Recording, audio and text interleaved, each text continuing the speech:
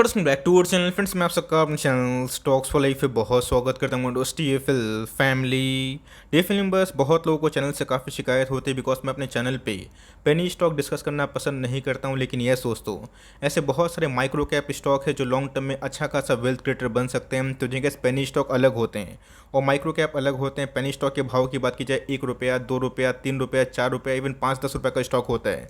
तो ऑफकोर्स बहुत सारे हज़ार स्टॉक्स में एक आध स्टॉक चल जाते हैं तो लोग उनको हाईलाइट करते हैं। बट दोस्तों मैक्सिमम जो एनर्जी हम लोग पेनी स्टॉक पे खोजने के लिए कोशिश करते हैं, ऑफकोर्स गैस वो वेस्ट ही होते हैं। बट इसी बीच में पेनी स्टॉक से अच्छा गैस माइक्रो कैप पे जाइए। और मेरे हिसाब से जो माइक्रो कैप पेनी स्टॉक नहीं होते हैं, माइक्रो कैप का मतलब ये होता है जिनकी मार्केट कैप 1000 करोड़ से नीचे है, आने वाले कल में उसे पोटेंशियल बैगर बनने की ताकत ज़रूर हो। तो जो गैस वेरियस कंपनीज तो मार्केट में अवेलेबल है, लेकिन इसी बीच में पैसा कमाना बहुत ही मुश्किल है। आप आए दिन देख लेंगे बहुत लोग बहुत सारे स्टॉक्स बता देंगे और उसको कवर भी नहीं करते हैं। तो मैं ऐसी गलती नहीं करता हूँ। ऑफकोर्स सबसे पहले गैस प्रायोरिटी हमें फर्स्ट क्वालिटी स्टॉक पे देना है। इसलिए गैस मैं अपने चैनल का नाम स्टॉक्स फॉर लाइफ रखा हूँ बिकॉज मैक्सिमम स्टॉक जो मैं कवर करता हूँ उससे मेरी कन्विक्शन लेवल काफ़ी हाई होती है। बट ये 100% एक्यूरेसी कहीं पे भी आपको नहीं मिलेगी। तो इसी बीच में गैस माइक्रो कैप में अगर आप निवेश करते हैं 10,000, 20,000, 30,000 और वो माइक्रो कैप अच्छी अगर होती है, चल जाती है, स्ट्रॉन्ग बैलेंस शीट होती है, तो लॉन्ग टर्म में गैस मैसिव पैसे बन सकते हैं। तो इसी बीच में गैस एक बेस्ट माइक्रो कैप कैटेगरी में एक टॉप क्लास कंपनी को डिस्कस करना चाहूँगा जिसके अभी तक Q1 के नंबर्स नहीं है और मेरे हिसाब से अगर नंबर सही आते हैं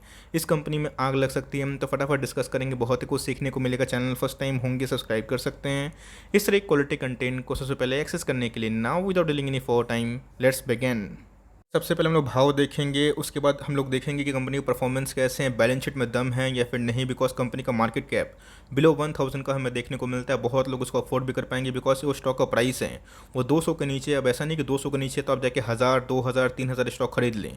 बहुत लोगों के लिए गैस 1 लाख अगर डूब भी जाता है तो कोई बड़ी बात नहीं होती। बट येस, बहुत ऐसे निवेशक है गैस जिनके 10,000 भी अगर डूबते हैं तो उनको काफ़ी पेन होता है बिकॉज वो मार्केट में जोड़ जोड़ के पैसा लाते हैं अपनी कड़ी मेहनती कमाई से। इसलिए गैस हमारी फर्स्ट प्रायोरिटी हमेशा टॉप क्लास कंपनी पे होनी चाहिए। लेकिन यस, हमारा जो रिसर्च वर्क है वो भी कम नहीं होना चाहिए। तो देखिए गैस पिछले कुछ समय से 1 साल से स्टॉक परफॉर्म नहीं कर रहे हैं और इनके सेक्टर के बहुत सारे स्टॉक्स में ब्रेकआउट हमें देखने को जरूर मिले हैं। बस गैस आपको पता है कि लाइफ एक बैम्बू ट्री की तरह होती है और खासकर इन्वेस्टमेंट लाइफ जहाँ पे 3-4 साल 5 साल परफॉर्मेंस आपको समझ में नहीं आएगा। बिकॉज बैम्बू ट्री की जो कहानी है मैंने आपको बहुत बार रिपीट करके बताई भी है।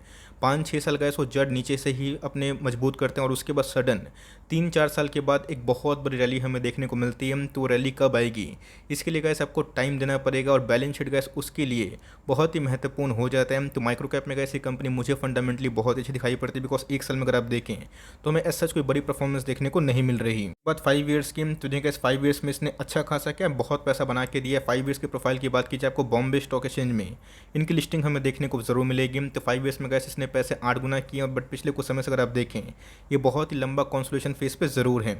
सबका एक टाइम आता है, इनका भी टाइम हमें देखने को मिलता है। और ऑफकोर्स गैस इस स्टॉक की खास बात यही कॉन्सोलेशन फेज करेगा, ब्रेकआउट, फिर से कॉन्सोलेशन फेज, फिर से ब्रेकआउट और फिर से गैस अभी के टाइम में कॉन्सोलेशन फेज पे ज़रूर है। बट मेरा ऐसा मानना है कि अगर दोस्तों इनकी सबसे बड़ी वीकनेस है कि ऑफकोर्स इनकी प्रॉफिटेबिलिटी तो बहुत ज़्यादा, लेकिन ये इनके सेल्स ग्रोथ अभी भी 20% से कम है। लेकिन दोस्तों इनके जो फाइनेंशियल्स हैं वो बहुत ही गजब के हमें देखने को जरूर मिलते हैं। तो बहुत लोगों ने सही भी गेस किया होगा। तो ऑफकोर्स मैं इधर पे गैस केमिकल की एक बहुत ही शानदार और उम्दा कंपनी ब्लैक रोज के बारे में डिस्कस जरूर कर रहा हूँ। मैं कैलकुलेशन पे आऊँगा कितना निवेश करके आप लॉन्ग टर्म के लिए छोड़ते हैं। तो अगर कंपनी आपके पैरामीटर फिट बैठती है तो कितना पैसा बना सकती है। तो ऑफकोर्स क्या छोटी कंपनी है, रिस्की ज़रूर होगी। इसलिए गैस मैं आपको हमेशा आरती, बात की जाए दीपक, SRF, इन सब पे फोकस करने की राय देता हूँ। बट येस, उसको छोड़ के अगर आपको 10-15 हज़ार रुपया लगाना है और सही कंपनी में लगाना है जो पेनी स्टॉक ना हो, और उस पर टाइम खर्चा मत करिए दोस्तों। बिकॉज मैं देखता हूँ कि पेनी स्टॉक के लालच में लोग 3-4-5 साल के बाद रियलाइज़ करते हैं कि पेनी स्टॉक से पैसे नहीं बनते। येस, एक आध स्टॉक बन जाते हैं तो लोग उसको हाईलाइट करते हैं। बट येस,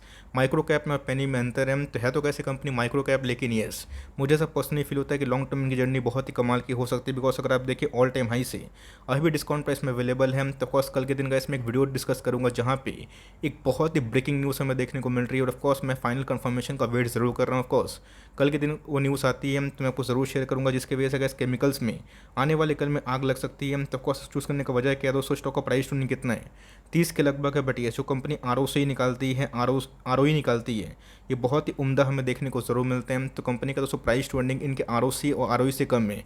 तो ट्रू सेंस में गैस लाइक माइक्रो कैप भी है, और ये कंपनी अगर आप लॉजिकली देखें तो अंडर वैल्यूड कैटेगरी में ज़रूर आती है।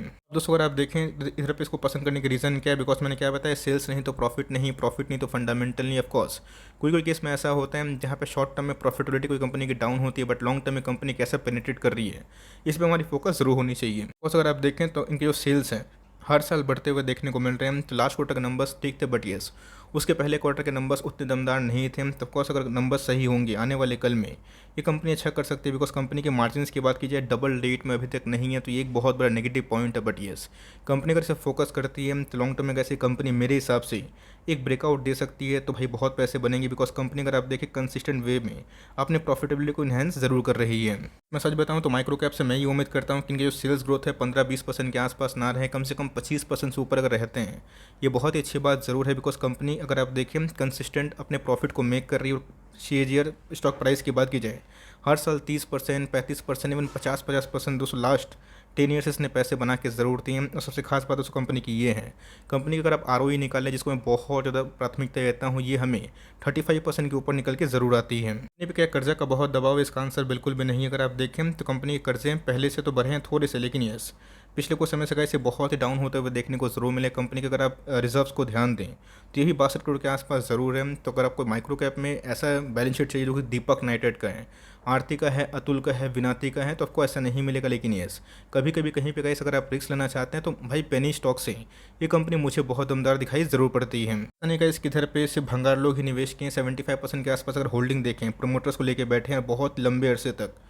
जो एफआईएस और डीएस की होल्डिंग हमें देखने को नहीं मिलती, लेकिन पब्लिक की होल्डिंग बहुत ही पहले से हमें बहुत ही कांस्टेंट देखने को मिलती है। तो ऑफकोर्स का इस पब्लिक की जो होल्डिंग है ये काफ़ी मजबूत ज़रूर है, लेकिन यस एफआईएस और डीएस का अभी भी इसमें कोई भी नामो निशान नहीं है। बट आपने देखा कि बात की जाए और वेरियस कंपनी है जिसमें हमें और भी छोटी मोटी कंपनी दिखाई पड़ती है, जिसमें पहले एफआईएस और डीएस इंटरेस्ट नहीं लेते थे। यशो की मैं बात बोल रहा हूँ, लेकिन जैसे ही एफआईएस और डीएस ने अपने इंटरेस्ट को बरकरार किया शेयर प्राइस में आग ज़रूर लग गई। उसका इस कैलकुलेशन की बात की जाए तो मैं रीजनेबल कैलकुलेशन पे बिलीव करता हूँ। अगर आप 50,000 निवेश करते हैं, वैसा नहीं कि आपको सिर्फ 50,000 रुपये निवेश करना है। किसी के लिए 5,000 बहुत ही बड़ा अमाउंट होता है और किसी के लिए 5 करोड़ भी बहुत छोटा अमाउंट होता है। तो अपने रिस्क अकॉर्डिंग आप डिसीजन ले सकते हैं। लेकिन ये अगर आप 50,000 निवेश करते हैं इस माइक्रो कैप में 35% के आसपास रिटर्न की संभावना करते हैं 20 साल के टेन्योर पे, तो कैसे आपका 50,000 मल्टीफुल टाइम्स बढ़ सकते हैं। तो अगर आपकी एज श्रेणी 30-40 साल के अंदर है और आपको माइक्रो कैप में अगर रिस्क लेना है तो इस कंपनी पे आप लॉन्ग टर्म में दाव खेल सकते हैं। Q1 के नंबर्स अगर ब्लास्टिंग होते हैं या फिर अनुमान से सही आते हैं तो इस कंपनी में गैस मुझे लगता है कि 1 साल के पेन के बाद गेन हो सकता है। जरूरी नहीं है कि 50,000 रुपये लगाएं, अगर आप 25,000 रुपये लगाते हैं और 35% के आसपास उम्मीद करते हैं जो कि कंपनी ने डिलीवर भी किया है लास्ट 20 सालों से, तब कॉस का 20 ईयर्स का टेन्योर में ये कॉर्पस आपके 1 करोड़ के आसपास हो सकते हैं। 1 करोड़ नहीं भी होते हैं तो 20-25 हज़ार अगर आपके 5-10 लाख 15 लाख 20 लाख में कन्वर्ट होते भी हैं तो एक बहुत बड़ा सम है। तो ऑफकोर्स ये लाइक वो बुकिश नॉलेज देख के फिर ये कैलकुलेटर देख के निवेश करना सही नहीं है। बिकॉज लोग तो आपको दिखाएंगे और मैं भी आपको दिखाऊंगा, लेकिन दोस्तों असल में प्रैक्टिकल वही होता है जहाँ पे कंपनी को आपको ट्रैक करना पड़ता है। बिकॉज मैं हर एक कंपनी को रीड करता हूँ वीडियो बनाने के बाद, रात में गाइस मैं कोशिश करता हूँ कि कंपनी के ऊपर वेरियस इन्फॉर्मेशन कलेक्ट किया जाए, तभी मैं आपको बता पाता हूँ। तो इन सब में अगर ऐसा नहीं कि आप निवेश करके भूल जाएँ, आपको ट्रैक करना पड़ेगा, मॉनिटर करना पड़ेगा। तो ऑफकोर्स अगर आपको जर्नी स्टार्ट करनी भी है 10,000 5,000 के आसपास निवेश करने का प्लान कर सकते हैं। आपको तो ऑलरेडी डिसीजन बता दिया है कि माइक्रो कैप मुझे थोड़ी सी पसंद आती है, लेकिन यस लाइक जो पेनी स्टॉक्स है मैं थोड़ा सा दूर अवॉइड करता हूँ। ऐसा नहीं कि पेनी स्टॉक्स बहुत ख़राब होते हैं, लेकिन मैक्सिमम 1000 में से एक आधी स्टॉक चलते हैं। बट यस माइक्रो कैप में अगर आप निवेश करते हैं तो मेक श्योर बैलेंस शीट पे आपको भरोसा हो कि आने वाले 1-2 साल कंपनी परफॉर्मेंस नहीं भी करे तो आप उसको होल्ड करने का प्लान कर सकते हैं। तो कंपनी मेरे हिसाब से इस माइक्रो कैप कैटेगरी में अच्छी कंपनीज को फोकस करें और लॉन्ग टर्म में अगर आप मिनिमम अमाउंट्स निवेश करते हैं तो सही है। बिकॉज ब्रेकआउट के बाद अगर इसमें तेज़ी आती है तो ये बहुत ही तेज़ भाग सकता है। लेकिन यस Q1 के नंबर्स हमारे सामने नहीं आए, लेट द नंबर कम, उसके बाद आप चाहें तो अपने अकॉर्डिंग में डिसीजन ले सकते हैं। बट यस इस कंपनी को आप ट्रैक एंड वॉच करें और अपने अकॉर्डिंग ही रिस्क की टेकिंग एबिलिटी के बाद ही निवेश करें। बट मेक श्योर SRF, आरती, विनाती, अतुल, दीपक और फाइन ऑर्गेनिक इन सब के बाद ही कैसे इस कंपनी पे आप डाइव मारिए। मेरे एफर्ट आपके लिए हेल्पफुल था, कंटेंट सही लगा तो लाइक ज़रूर करिए। कोई चैनल फर्स्ट टाइम होंगे तो सब्सक्राइब करके बेल आइकन को जब तक प्रेस नहीं करिएगा तो कोई नोटिफिकेशन आप तक नहीं पहुंचेंगी। तो गाइस मिलते हैं जल्दी ही, तब तक के लिए bye. Thanks for listening friends, God bless you all.